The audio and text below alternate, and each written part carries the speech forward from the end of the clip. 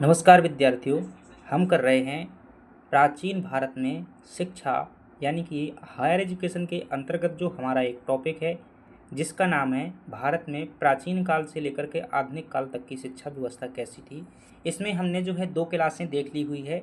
ये जो है ख़ास तौर से अगर मैं बात करूँ यूजीसी नेट का जो सिलेबस है और जो आपकी यूनिट 10 है उस यूनिट 10 को जो है ध्यान में रखते हुए अन्य आप जितने भी एग्ज़ाम ख़ास तौर से एमपीपीएससी और यूपीएससी की तैयारी करते हैं तो आपको जो है एक तरीके से इतिहास का दृष्टिकोण और साथ ही साथ में जो समाजशास्त्र का दृष्टिकोण है ये आपको देखने को मिलेगा।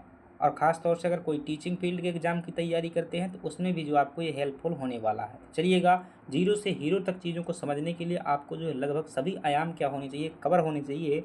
ख़ास तौर से अगर आप मेंस लिखने वाले हैं, निबंध लेखन करने वाले हैं, साक्षात्कार देने वाले हैं तो आपको जो है बहुआयामी चीज़ों का दृष्टिकोण जो है आना चाहिए। तभी आप क्या कर सकते हैं, एक बेस्ट से बेस्ट आंसर लिख सकते हैं और यकीन मानिएगा एग्जामिनर की कलम से भी क्या कर सकते हैं, नंबर छीन सकते हैं। ये आपके पास में अधिकार हो जाता है जब आप क्या करते हैं, चीज़ों को अनबिलीवेबल स्तर पर जो है पढ़ लेते हैं, यानी कि एक बहुआयामी दृष्टिकोण आपके पास में हो जाता है। कैसा भी मूल्यांकन जो है आप अपने यहाँ प्रस्तुत कर सकते हैं। तो चलिएगा, इतिहास के आईने को, हायर एजुकेशन के आईने को, मेंस के आईने को और निबंध के आईने को ध्यान में रखते हुए जीरो टू हीरो जो है क्लास क्या होने वाली है यूजीसी नेट के अंतर्गत जो 10 यूनिट के अंतर्गत क्लास है। हमने पहली क्लास, आपको अगर याद हो तो हमने पहली क्लास किसकी देखी हुई थी, तो आप कहेंगे कि हम पहली क्लास में देखा हुआ था कि वैदिक काल में जो है हमारी शिक्षा कैसी थी, उसमें देखा था। दूसरी क्लास में हमने देखी थी कि बौद्ध धर्म के अंतर्गत जो है शिक्षा की क्या व्यवस्था थी, उसको देखा हुआ था। और तीसरी क्लास में हम देख रहे हैं कि मुस्लिम धर्म में जो है शिक्षा की कैसी व्यवस्था होती थी, उसको देख रहे हैं। यकीन मानिएगा, ध्यानपूर्वक क्लास को अंत तक देखिएगा। हम बहुत बड़ी क्लास जो है नहीं करा रहे हैं, एक टुकड़ों में जो है क्लास करवा रहे हैं ताकि एक टॉपिक की जो है समझ दिमाग में फिट की जा सके। चलिए देखते हैं मुस्लिम शिक्षा को। आप जानते हैं कि भारत में जो है 712 के बाद में क्या होता है, मुस्लिम समाज की जो है यहाँ पर आगमन होता है और उनकी जो क्या है कुछ मूलभूत व्यवस्था थी उनको हम क्या है देखते हैं। और आप देखेंगे कि खास तौर से 712 से लेकर के अगर और आगे थोड़ा सा जाएं तो 1206 से लगा कर के ये आपका लगभग जो है 1707 तक जो है उत्तर भारत हो या दक्षिण भारत हो, उसमें अधिकांश क्षेत्रों में आपको मुस्लिम क्षेत्र का जो है शासन का प्रभाव जो है देखने को मिल जाएगा। तो एक लंबा समय, लगभग 500 साल से ज़्यादा का समय जो है मुस्लिम शिक्षा का रहा है। इतिहास का एक बड़ा हिस्सा क्या है, मुस्लिम समाज है, तो उसको क्या करना पड़ेगा, आपको पढ़ना पड़ेगा। चलिएगा, देखते हैं इनमें कैसी शिक्षा की व्यवस्था होती थी, क्या संस्कार होते थे। हमने जैसे कि अपने हिंदू धर्म में देखे हुए थे, हमने बौद्ध धर्म में जो है देखे हुए शिक्षा के संस्कार देखे थे, कैसी शुरुआत होती थी। तो मुस्लिम शिक्षा में सबसे पहली अगर हम बात करें कि मुस्लिम शिक्षा में जो शिक्षा देने का आखिर उद्देश्य क्या होता था, तो आप कहेंगे मुस्लिम शिक्षा में जो उद्देश्य होता था, मुस्लिम सहिष्णुता की स्थापना करना, इस्लामी मूल्यों और भाईचारों को बढ़ावा देना। कहूँ समझ में नहीं आया।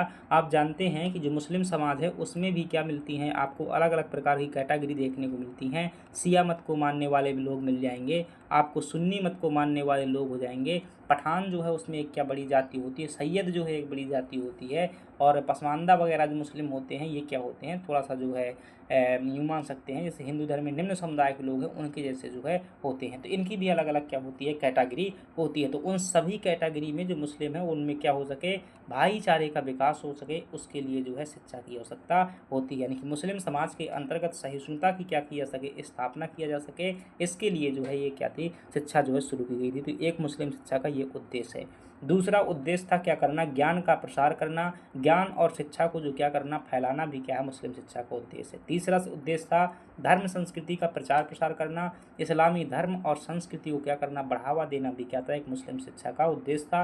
मुस्लिम शिक्षा में आपको कुरान के जो है जो नैतिक बातें होती थी वो भी पढ़ाई जाती थी। तो उनकी जो धर्म और संस्कृति थी, उनके धार्मिक ग्रंथ कुरान में मिलता है तो उसको पढ़ाया जाता था।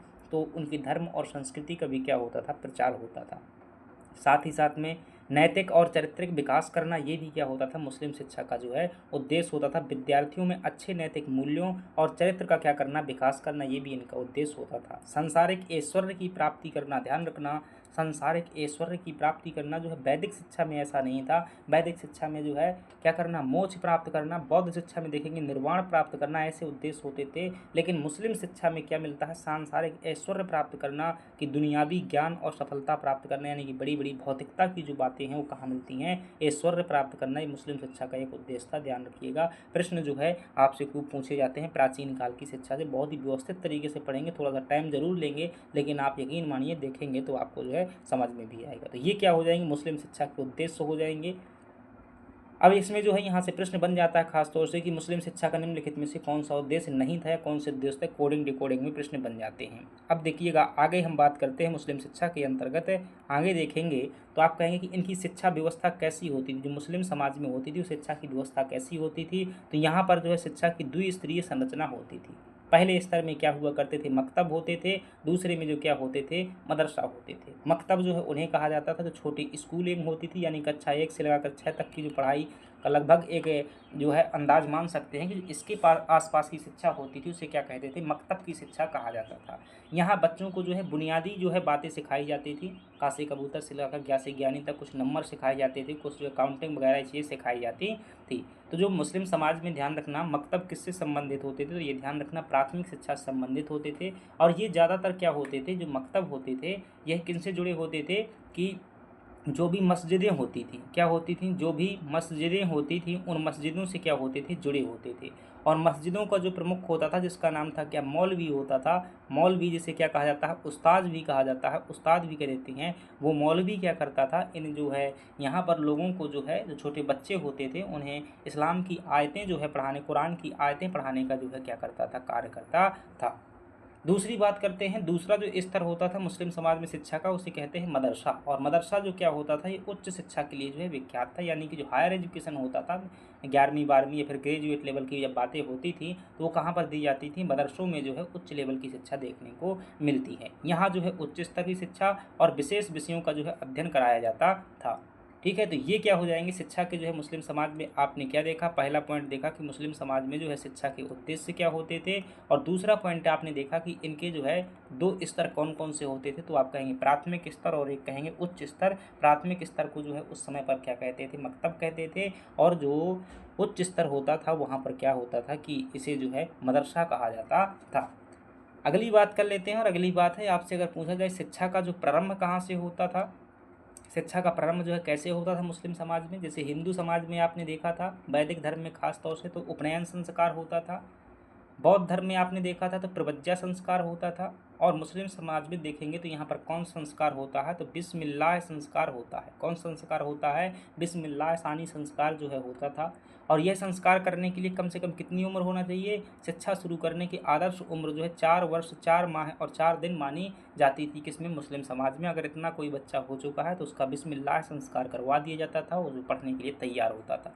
प्रक्रिया क्या होती थी इसमें, जैसे कि वैदिक काल में हमने देखा था कि विभिन्न प्रकार के मंत्रों का उच्चारण किया जाता था, वस्त्र पहनते थे। यहाँ पर जो है नए छात्र जो है नए वस्त्र धारण कर मौलवी यानी कि जो उस्ताद होता है यानी कि मस्जिद का प्रमुख होता है, धार्मिक जो है ज्ञाता होता है मौलवी, शिक्षक के पास में क्या करते थे, जाते थे। कौन, स्टूडेंट्स जाते थे।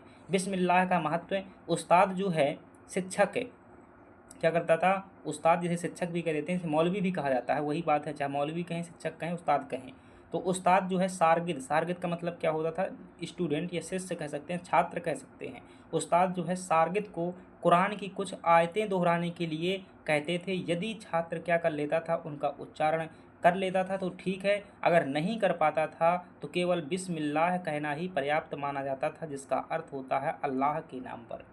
तो आपको समझ में आया कि बिस्मिल्लाह संस्कार कैसे होता था। मान लीजिएगा कि कोई ये रसगुल्ला है, ठीक है, ये रसगुल्ला है जिसका क्या होना है, बिस्मिल्लाह संस्कार होना है। तो इसको पकड़ करके ले जाया जाएगा कहाँ, इसके गुरुजी के पास में यानी कि मौलवी के पास में। और इसको जो है नए कपड़े पहनाए जाएंगे और इससे जो है मौलवी साहब क्या बोलेंगे, मौलवी साहब बोलेंगे कि भाई साहब ऐसा मंत्र का क्या करो, गान करो, ओम स्वाहा, ऐसे करेंगे। मतलब स्वाहा नहीं वहाँ पर होता है, जो भी श्लोक होता हो वहाँ पर इस्लाम की आयतें जो है, जैसे हमारे यहाँ पर श्लोक होते थे वहाँ पर आयतें होती हैं, तो उनको जो है उच्चारण करने के लिए कहता है। अगर ये व्यक्ति उच्चारण कर लेता है तो उसका बिस्मिल्लाह संस्कार हो जाता है। अगर उच्चारण नहीं कर पाता है तो सिर्फ जो है बिस्मिल्लाह कह देता है, तब भी जो है वो मान दिया जाता था और इसका अर्थ होता है अल्लाह के नाम पर। तो ये कौन सा संस्कार हो जाएगा, शिक्षा का प्रारंभ जो है शुरू हो जाएगा 4 वर्ष 4 माह और 4 दिन से जो है शुरू हो जाएगा। अभी जो है आपने क्या पढ़ा था, मकतब पढ़ा हुआ था, ठीक है। मकतब किसे कहते हैं, तो आप कहेंगे मकतब वह था जहाँ पर हम क्या देते थे, प्राइमरी एजुकेशन यानी कि प्राथमिक शिक्षा देने का कार्य करते थे, उसे क्या कहते थे, मकतब कहते थे। प्राथमिक शिक्षा से संबंधित होता था मकतब। और मकतब की क्या विशेषताएं होती थी? मकतब आमतौर पर मस्जिदों से जो है जुड़े हुए होते थे। किससे जुड़े होते थे? मस्जिदों से जुड़े हुए होते थे। मस्जिदों के अध्यापक ही क्या करते थे? यहाँ पर जो है मकतब में शिक्षण का कार्यभार जो है संभालते थे। मकतब और मदरसा दोनों क्या है? अरबी भाषा के शब्द हैं, ठीक है। मदरसा कहाँ होता था? हायर एजुकेशन के लिए है। दोनों ही अरबी भाषा के शब्द हैं। मकतब का अर्थ होता है पढ़ना लिखना और मदरसा का अर्थ होता है भाषण देना, ठीक है। तो ये भी ध्यान रखना, कुछ भी पूछा जा सकता है, क्योंकि हर बार जो है नेट का एग्जाम होता है तो शब्द कम पड़ जाते हैं, आपको गहराई में क्या करना होगा? चीज़ें पढ़ना होगा। तो ध्यान रखेंगे मकतब का अर्थ क्या होता है? पढ़ना लिखना। और मदरसा का अर्थ क्या होता है? आप कहेंगे भाषण देने से जो है इसका अर्थ होता है। चलिएगा आगे बात कर लेते हैं। तो मकतब की विशेषताएं आपने देख लिया, आगे हम देख लेते हैं कि मकतब का पाठ्यक्रम क्या होता था। यानी कि बच्चा जब जो क्या करता था, प्राथमिक स्तर पर जो है पढ़ाई करने का कार्य करता था प्राथमिक स्तर पर, तो उस समय पर जो है कौन सा सिलेबस पढ़ाया जाता था? मकतब में दी जाने वाली शिक्षा निम्नलिखित विषय जो है इसमें शामिल होते थे। क्या होता था? पढ़ना लिखना शामिल होता था। क्या पढ़ना लिखना? बुनियादी साक्षरता कौशल जो है ये पढ़ना लिखना। साधारण गणित जो है इसमें पढ़ाया जाता था। साधारण गणित में मूल अंकगणितीय गणनाएं पढ़ाई जाती थी। पत्र व्यवहार पढ़ाया जाता था। औपचारिक और अनौपचारिक पत्र लिखने की जो है तरीके सिखाए जाते थे। अरबी और फारसी भाषा का जो है ज्ञान दिया जाता था, क्योंकि ये मुस्लिम की जो है क्या है? मूलभूत भाषा कहलाती है। तो ये चार चीज़ें क्या की जाती थी? जो प्रारंभिक स्तर पर जो है पढ़ाई जाती थी, ठीक है। कि भाषा को पढ़ लेना और लिख लेना, साधारण गणित सीख लेना, औपचारिक और अनौपचारिक पत्र लिख लेना, और अरबी और फारसी भाषा में क्या कर लेना? मतलब थोड़ा सा उसका ज्ञान हो जाना भाषा का। तो ये क्या हो जाएंगी? मकतब की शिक्षा जो है आपकी हो जाएगी। और जो मकतब हो जाता था, इन उद्देश्यों इन विषयों का जो है उद्देश्य छात्रों में क्या करना? जीविकापार्जन यानी कि आजीविका कमाने की दक्षता क्या करना? विकसित करना था। अब तो हमने अभी तक क्या देख लिया? मकतब में शिक्षा देख लिया। अब जो है हमें क्या देखना होता है? मदरसा में जो है शिक्षा देखनी चाहिए। और मदरसा जो क्या होते थे? तो हायर एजुकेशन के लिए प्रसिद्ध होते थे। और इसका अर्थ क्या होता है? तो आप कहेंगे इसका अर्थ जो होता है भाषण देना, जो क्या होता है? इसका अर्थ होता है अरबी भाषा का शब्द है। यहाँ पर कौन शिक्षा होगी? तो उच्च शिक्षा के लिए जो है यह जाने जाते थे क्या? मदरसे। और यहाँ पर विशेष प्रकार की जो है एजुकेशन दी जाती थी।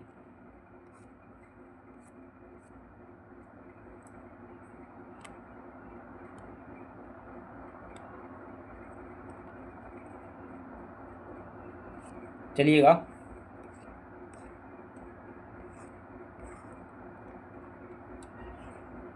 जो ये मदरसा है, इस मदरसे में क्या होता था? तो आपने जाना अभी कि मदरसा किसके लिए होता था? तो हायर एजुकेशन के लिए होता था, उच्च शिक्षा के लिए होता था। और इसमें जो है दो प्रकार की शिक्षाएं दी जाती थी। पहले जो है लौकिक शिक्षा, यानी किसी संसार में रहने के लिए, इसमें व्याकरण और तर्कशास्त्र सिखाया जाता था। और जो दूसरी प्रकार की शिक्षा होती थी उसमें धार्मिक शिक्षा दी जाती थी, जिसमें कुरान और हदीस की जो है बातें पढ़ाई जाती, यानी कि धार्मिक जो है गहराइयाँ करवाई जाती थी।